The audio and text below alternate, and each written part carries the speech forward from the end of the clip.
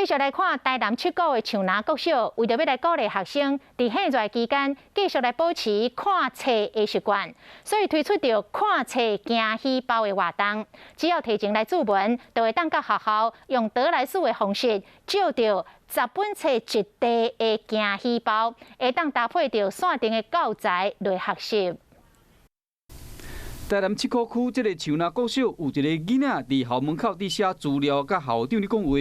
原来伊是来领注文的阅读惊喜包。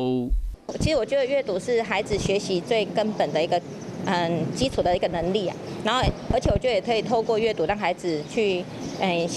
获得比较多的一个资讯。 这地内面，依照无共年级去规划适合的册，本来一地敢若5、6本册，不过经过学生的建议，调整做10本，搭配各种主题，互学生会使补充线上学习的内容。低年级我们会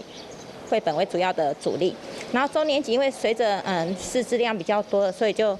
我们改用桥梁书来提供给孩子。那高年级真的是该看点比较有深度的书，所以会以像小说类的